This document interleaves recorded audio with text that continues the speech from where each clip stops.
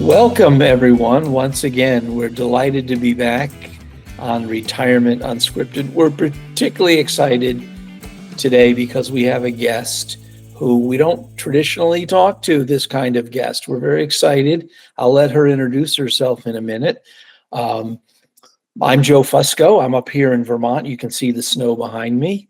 With me today, as always, are our partners, John Fassnacht, who's in Austin, Texas, and Jeff Cornwall down there in Panama City Beach, Florida. And our guest today is Maggie Kuyper. Did I pronounce that correctly? Nailed it. Maggie, I'm going to let you introduce yourself and talk about who you are and your background very briefly. Awesome. So I'm Maggie Kuyper, like you mentioned, currently in Nashville, Tennessee. I've got a husband and 3 kids. We have a bunch of critters too running around. My husband and I own Harpeth Painting, which is a commercial and residential painting contractor company here in Nashville. Prior to this, I was an educator. So I spent 10 years teaching and coaching, and also have a fun little side gig with my dad doing some entrepreneurial education and consulting. Excellent. So that would be people. Yeah. Yeah. If people can't tell. I should have clarified. Jeff is the dad. Jeff is the dad. If people can't tell, you're a couple decades younger than any of us on this call, which is exciting for us because one of our theses here, our premise is that this idea of retirement isn't necessarily tied to your age, that the idea of retirement is that anybody at any time in their life should be able to design a period of their life where they are in complete control of their time, their attention and energy, and there's no wrong answer. It can look like any way that you put it together, unscripted, if you will. And so our excitement here is really to talk to someone who isn't traditionally at that point of thinking about winding down, but may have that on their mind or may have a plan for their life that involves that at some point. So like we said, you're in your mid-40s, Yep. Maggie. And so the great question I think to start with is what does retirement mean to you? Your perch. We'll start heavy. I like it. Well, I did play retirement with mom and dad a few months ago, and that was pretty fun. We spent a lot of time riding around in the golf cart playing pickleball. But for me and also for my husband, thankfully we align on this. We look forward to the freedom of time and having the ability to slow down and enjoy some of our hobbies at the pace that we want to enjoy them, and to be able to be available for our kids as they grow up or have grandkids and all that fun stuff. So also just being available, whether it's for family, community, friends, church, etc. It's all just time. Yeah. Again, what's interesting to us, I think, is how does that view of retirement differ from what you see your dad's view of retirement being? What would you adapt? Or your father-in-law or your grandparents, for that matter. Yeah. Well, my father-in-law did retire pretty early. So maybe he's an outlier, maybe not. I feel our generation, or me specifically, I shouldn't speak on behalf of our generation. I don't know what they think. They're crazy. But for me as an entrepreneur right now, I think the goal is to expedite the timeline. And so I grew up seeing generations above me, whether it was parents or grandparents, and retirement was like a destination. It was like an age, and it was a point, and it was it wasn't even like something to cross off the list. It was literally like where you were trying to go, and then it was like a switch that you flipped. That's how I saw it growing up. You work, you do all this stuff, you have a really big party, everyone celebrates you, and then you're done. And then I carried kind of this mindset as well of like watching the narrative as I got a little older be, that ruins some people, that whole just, launched into freedom. People lost themselves. That was my perception, is that it was going to be this time of what am I doing with my life? I had all this purpose. Now I have all this time. Or they were like, this is the best ever. Party on and let's do this forever. That's what I thought of it until about 3 or 4 years ago when I realized that there's a lot more opportunities post work. So what happened 3 or 4 years ago that made you think that? This old guy that I talked to a lot helped me realize a really incredible asset that we're building that could actually create what looked to be a phase into retirement a lot sooner. That I don't have to just grind until I'm 65 and can cash out. Yeah. So, what would you do differently than me? Specifically. Sounds like a therapy session, Dad. Yeah, I know. All right, be careful. I think what I will do differently is probably talk about career and retirement differently with my kids. Now, let me verify you didn't talk about it incorrectly. In fact, I don't think we ever talked about it. No, not much. Yeah. So all of my perceptions are from what I interpreted from watching people. And so I think even right now, we have an 8th grader. And so we're starting the conversations of high school, and high school leads to after high school, whatever that looks like for her. And instead of, having the conversation about you got to get a good job, you got to get a 401k, you got to do all these things, like helping her see the opportunities to craft a life with other options. Like there's other options. You can chase that route if you want. We have a lot of friends still in corporate America with pensions and 401ks, and they're going to do it until they officially retire. And that is an option, and that's great. But helping our kids see that there's other opportunities to kind of craft the life they want.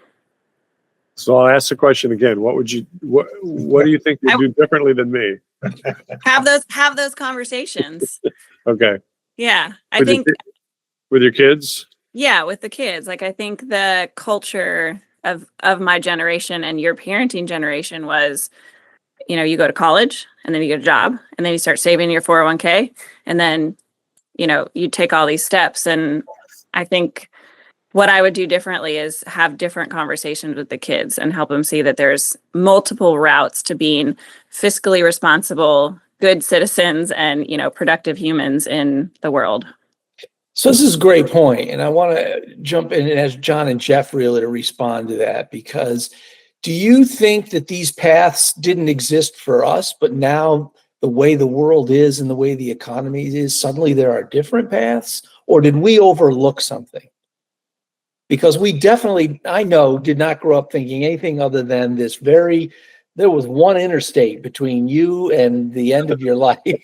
Yeah, And now this is a different world. We've had so many different things happen economically, technologically, socially, where, someone like Maggie now can talk to her kids about the several different highways that exist to get to a point in your life. So John and Jeff, what do you think this is different, or how respond to that idea? Yeah, I'll relate this. I can remember I'm from Philadelphia originally, and I went to college as a commuter.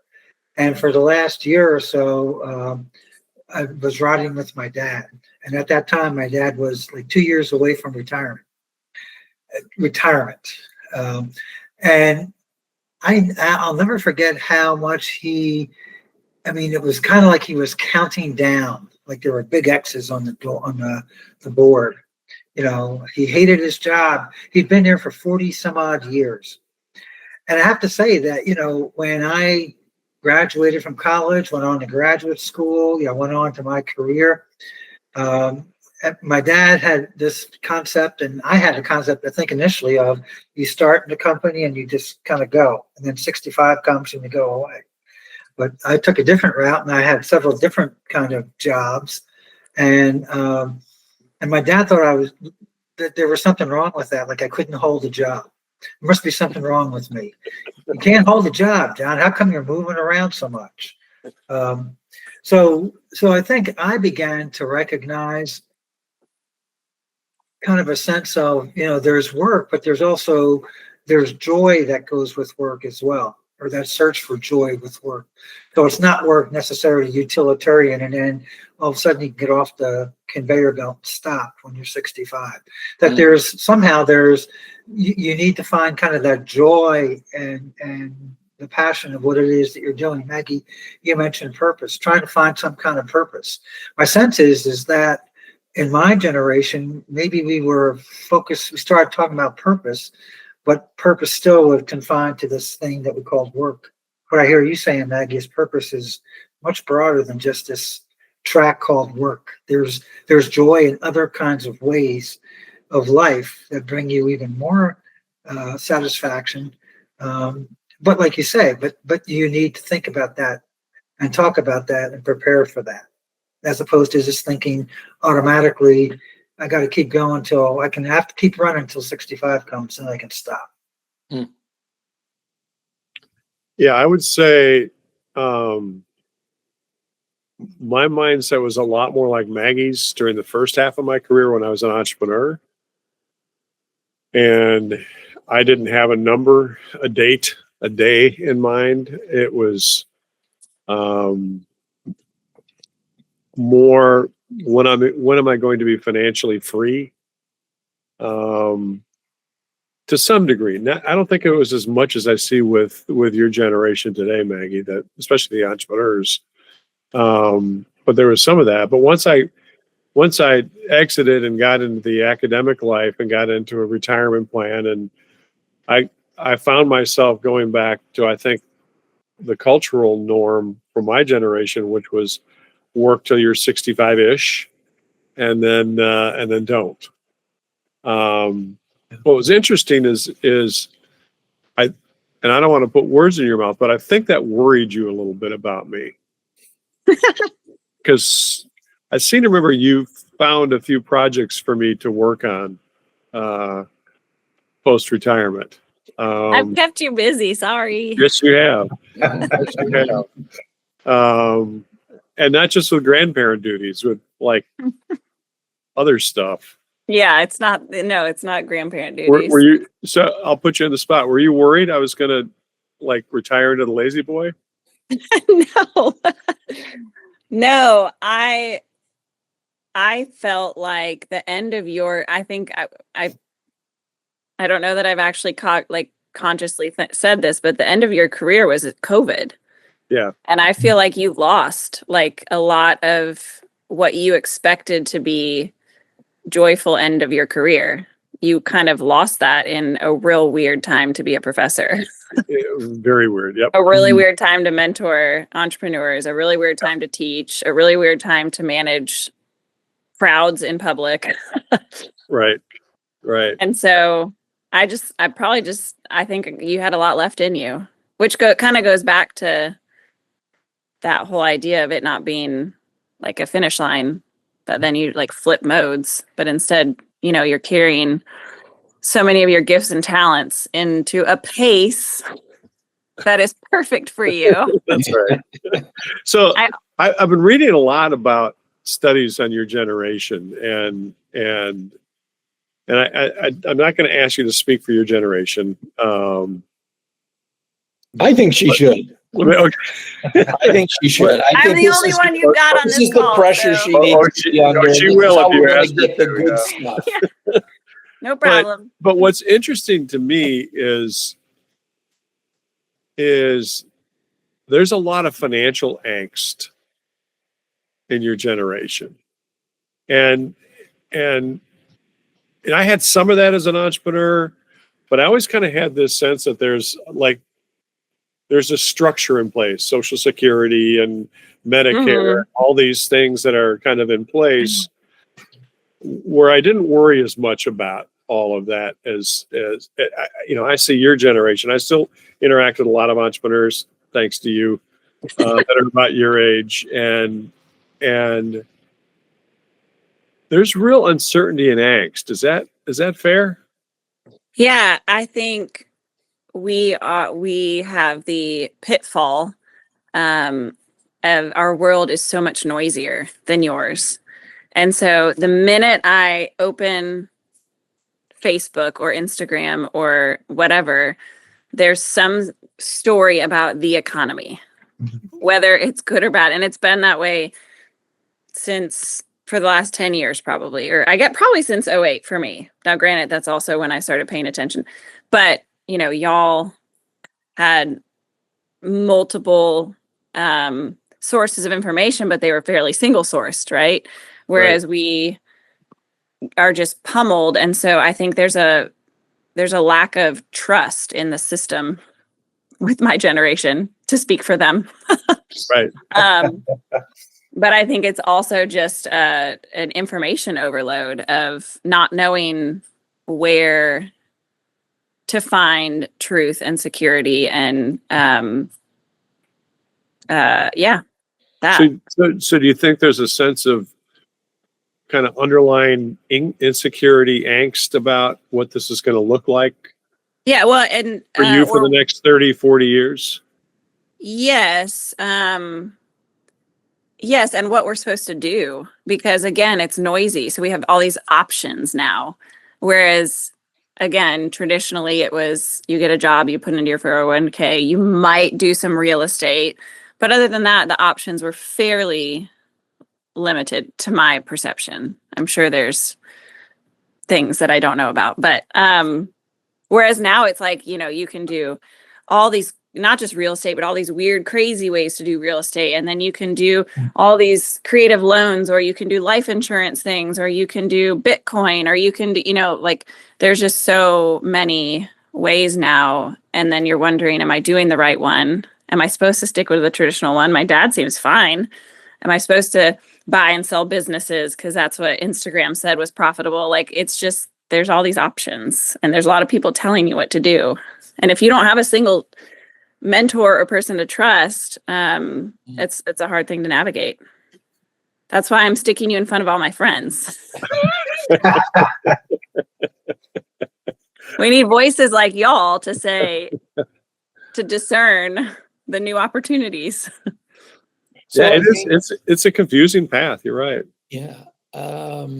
Without getting deep into the advice game, things are always changing. The generations before us had different pathways and so forth. And so the trick, and this is good advice for us too, is the trick is to find what's eternal in how to stay centered, right? So there are certain things and skills and personality traits that will always serve you no matter what the noise or the static around you is. And part of it is, and this is probably a top 5 problem in retirement, is can I be happy defining myself rather than comparing myself to what other people are doing? Yeah. So this is good advice no matter where you're growing up and what period of time, right? And so I think the challenge for your generation is you have more opportunities for comparison. So you have to fight harder to say, wait a minute, my value is to pick something that works for me and define myself by myself rather than by what other people are doing. Yeah, it's something I struggle with in my early 60s, and I'm sure everybody on this call, on this podcast, would say is this one of the top struggles is, am I doing what I want to do to be happy? Yeah. Regardless of what other options, because I'm sure there were tons of other options when we were younger. For sure. But we didn't know about them. Or there was a cultural restriction, which in my family meant, hey, put your nose down and come up for air when you've done working. Well, there's a lifespan constraint too. Right. People just didn't. I mean, Social Security looked at the actuarial tables and it said, "Oh, we just have to, on average, help people 2 or 3 years." And boy, has that changed. Yeah. So. Maggie, I would say you're a very wise young lady in the sense. Thank you. Well, in the sense of, again, I'll just speak from my own experience of, again, kind of being locked into a certain way of thinking. But as you get older, as I've found as I've gotten older, perhaps I'd chalk it up to wisdom or maybe just being hit by the bus a lot of times. But you kind of get the sense of, Joe, what you were kind of getting at, and that is what's really important here. you use a good word, Joe, what's eternal? What's lasting? Mhm. As opposed to just thinking, well, if I reach a certain financial goal, then I'm free. So there's a balance point there. And I think what you find is you get older and you're expressing it now. And that's why it's great to have these kind of conversations as you are speaking with your kids that, hey, there's something more to this than just the accumulation of money, which again, as Joe, you're saying, tends to lead into comparisons and kinds of ambiguous kinds of questions. When it's almost like the sooner you can find your heart and what you care about and where you can contribute, the better.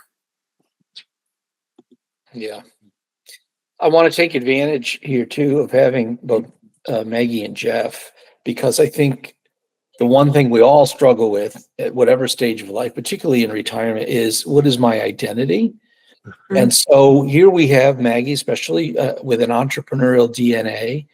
And correct me if I'm wrong, entrepreneurs, I think, have a hard time stopping and not finding problems to want to solve. So tell me how you think you might be able to deal with that when it comes time for you to flick a switch. Or is it even a switch? Isn't it just a long glide somewhere else?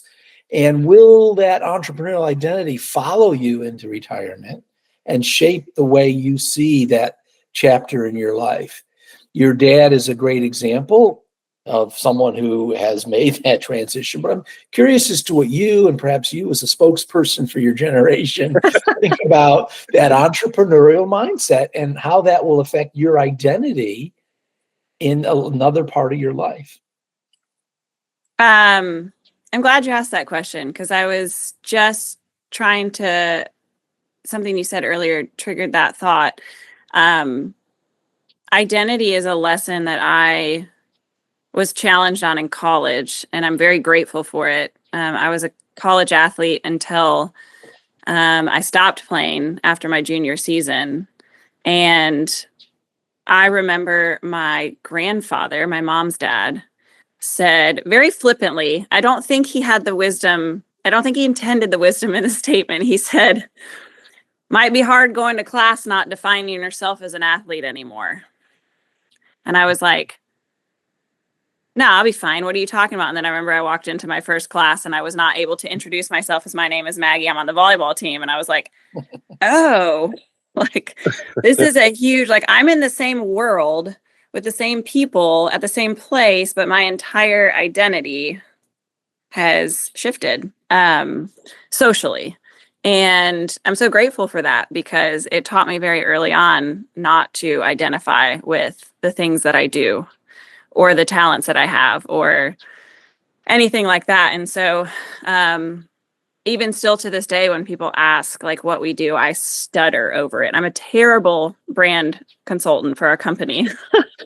I'm like, my husband and I, we own this company, so like I think for me, I don't know about my generation on this one. I think a lot of my generation loves to be labeled certain ways. But I think I'm constantly on a journey of not defining myself with anything related to that. And so will I continue to chase entrepreneurial bugs and stuff? Oh, I'm sure. I've been, unfortunately, genetically given this problem. But thankfully, I've had enough life circumstances to kind of not label myself as that, corner myself as that. I think I'm really just going to be thrilled to have some extra time and hopefully money. There's that insecurity. Well, is that what is your biggest fear looking down that road? Oh yeah, that the money will run out. Absolutely. Mm-hmm. Is that not y'all's fear? Do y'all not worry about that? It's everybody's fear. Sure. Okay. Whether they Dad's like, no, I'm good. Yeah. And I've read studies where you can have a massive pile and people still are afraid that will run out. Yeah.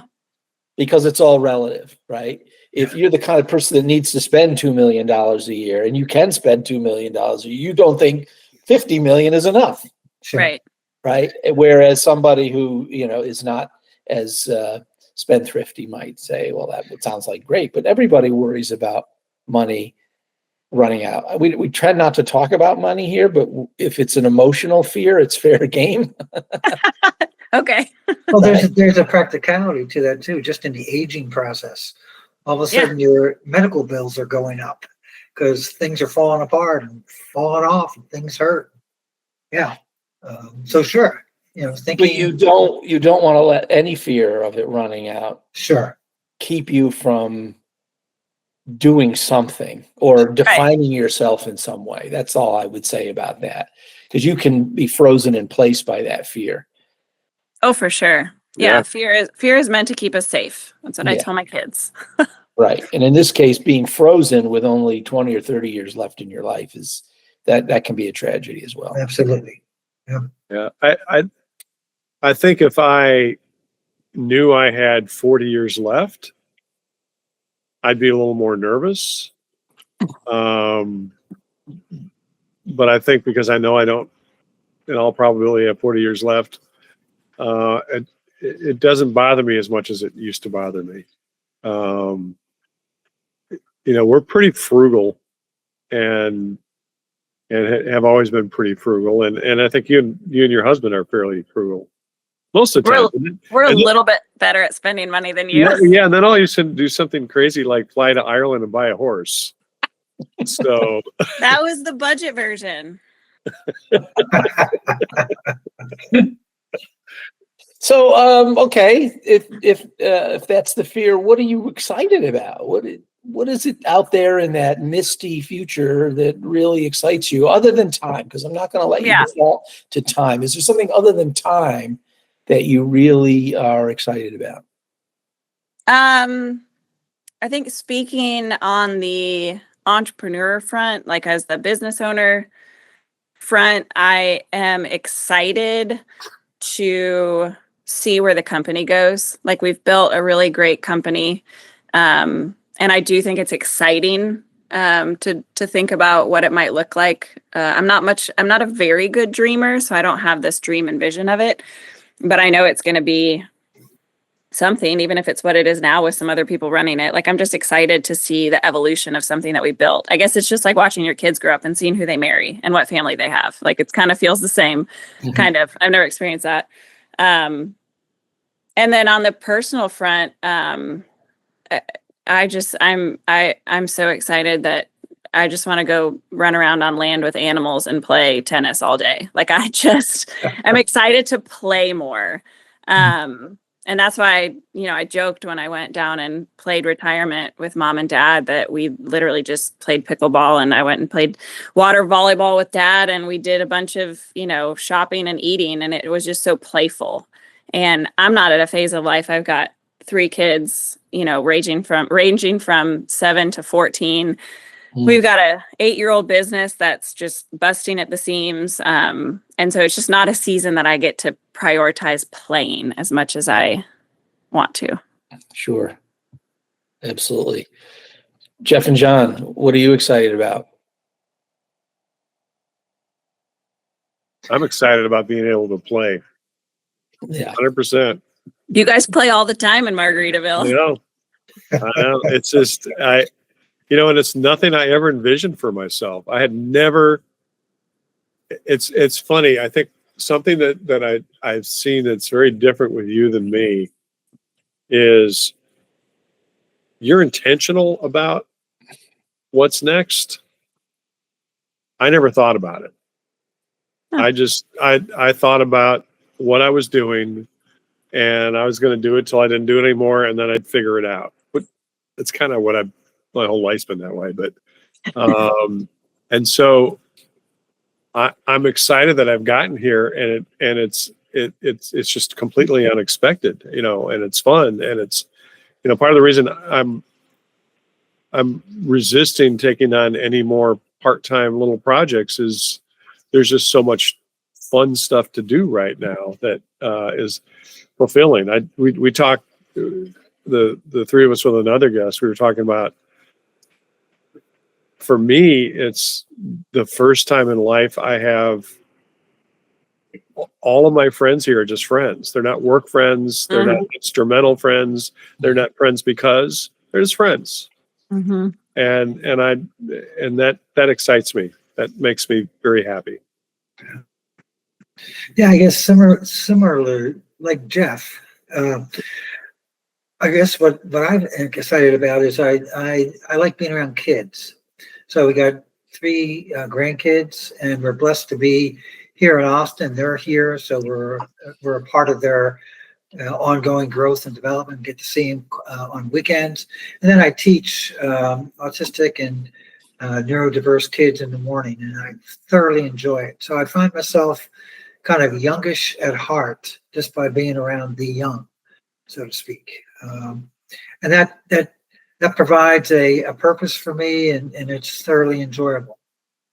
So for my wife and I, being around our grandkids is wonderful.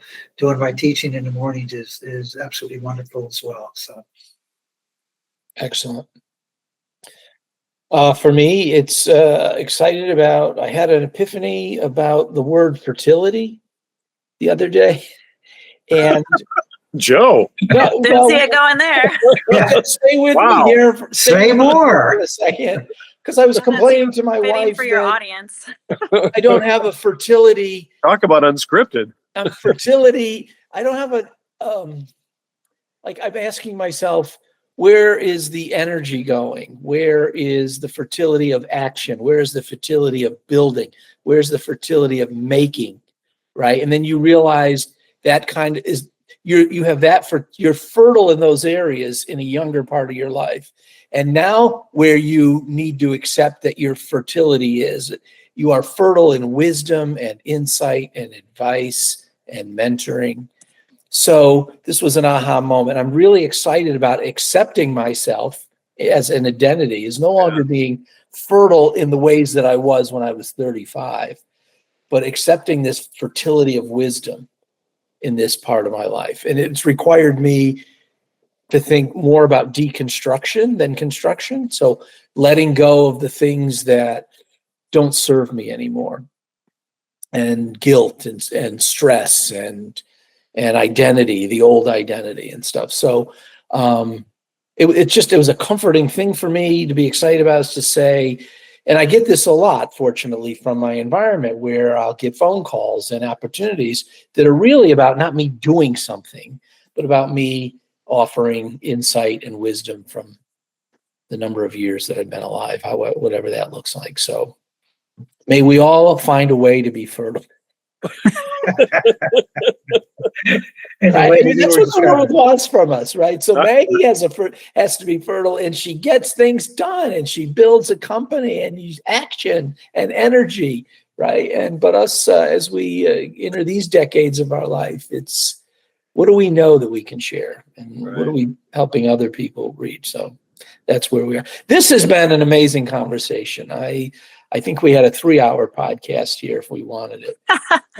Just terrific. Maggie, thank you for your insight and a perspective that we don't get every day on this little project of ours. And we wish you the best in the future. And actually, we'd probably love to check in with you at different stages and see how you're doing. Yeah. Thanks for branching out and having me. It was fun. Absolutely. Jeff and John, any final thoughts? No. It's nice to hear a younger voice. Yeah. It's nice to hear a younger voice and to hear the wisdom that you are, I would say grappling with. That's not the right way of saying it, but the wisdom that is in your mindset. So there's a lot of noise out there about the millennials and Gen Z, and I'm constantly amazed at their wisdom and their thoughtfulness, and maybe it's selective perception on my part, but because we all go to therapy. Yeah, that's probably a big part of it. So yeah, to me, I think people aren't giving you guys a fair shake, and because you're different than our generation, it's wrong. But it's not. It's yours, and we were different than our parents' generation. So good work. Absolutely. Yeah. Thanks. Well, again, thank you, Maggie. Thank you all for listening, and we hope to see you next time when we get together for Retirement Unscripted. Have a great day, everybody.